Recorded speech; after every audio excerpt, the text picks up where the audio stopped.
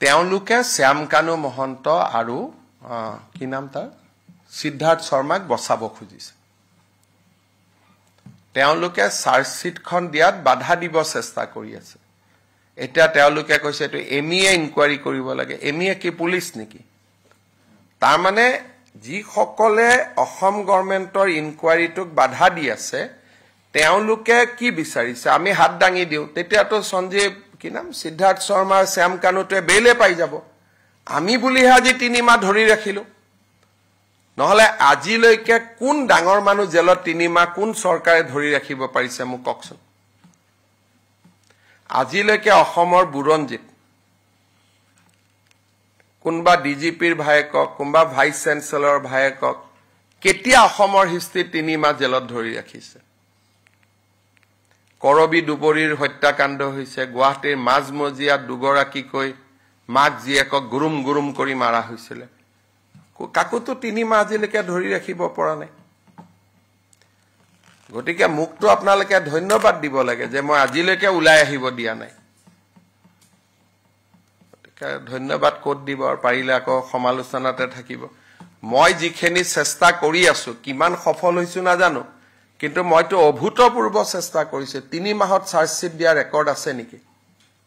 সিঙ্গাপুৰ পুলিচতকৈ আগত আমি চাৰ্জশিট দিম সিঙ্গাপুৰে দিব 18 তাৰিখে আমি দিম 12 তাৰিখে তো মুক্ত কৰবাত ধন্যবাদ এটা দিয়ক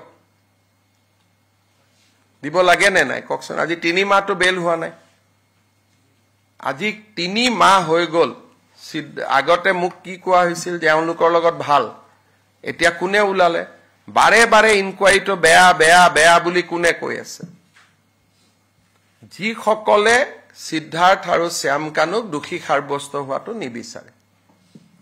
প্ৰথমতে কি কৈছিল ভাল জেলত লৈ গল অতিথি খালাত লৈ গল এতিয়া আপোনালোকেটো এদিন হলেও লিখিব লাগে যে 3 মাহি মাটি থুই আছে বুলি কোনেটো নিলিখে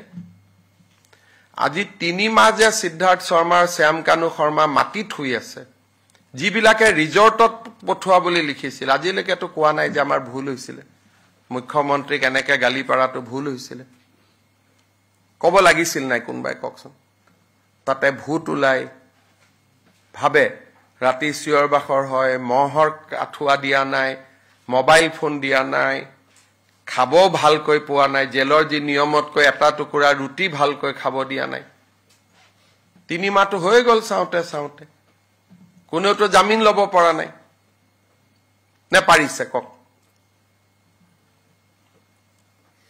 কালি মই উমৰাংশু যাওঁতে এসপি খুধিছিলো পৰখি তাতে দুটা আছে কেনেকে আছে বোলে ছাৰ এনেকুৱা হৈ গৈছে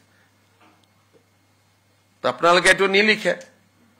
জুৱাৰ দিনাখন কোনে হুলস্থুল কৰিছিল বাহিৰত হেতুটো গোটেই ৰাতি ধাৰাভাষ্য দিছিল এতিয়া কোনেও নিলিখে গতিকে আপোনালোকে অলপ মোৰ ফালেও চাব যে মই কাবাৰ নিয়ম মতে হয়তো মই কৰিব পৰা নাই কিন্তু মই যিখিনি কৰিছো আগতেওটো কোনেও কৰিব পৰা নাছিল কিমান ডাঙৰ ক্ৰাইম অসমত হৈ গৈছে তেনেকে কাবাক ডাঙৰ মানুহৰ ঘৰৰ লৰা আজিলৈকে 3 মাহ আছে নেকি জেলত কিবা নহয় কিবা কৰিটো উলাই আহে মইতো ধৰি ৰাখিছো আমাৰ গৱৰ্ণমেণ্টে ৰাকেশ পালক ধৰি ৰাখিলে আৰু আমি এতিয়া শ্যামকানু সিদ্ধাৰ্থক ধৰি ৰাখিলো কংগ্ৰেছৰ দিনত কাক ধৰি ৰাখিছিল কক আজিলৈকে তেতিয়া ক্ৰাইম হোৱা নাছিল সেইকাৰণে আপোনালোকে চাব যে অসমৰ মানুহে আমাক কিয় ভাল পায় আপোনালোকে ইমান লিখাৰ পিছতো হাজাৰ মানুহ আমাৰ মিটিঙত কিয় আহে কাৰণ জানে যে তেওঁলোকে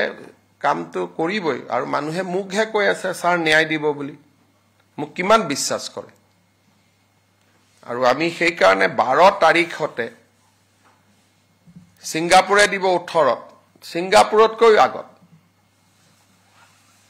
আৰু চাৰ্জশিটখন দেখিলে আপোনালোকেটো বুজিয়ে পাব গোটেই ঘটনাটো কি হৈছিল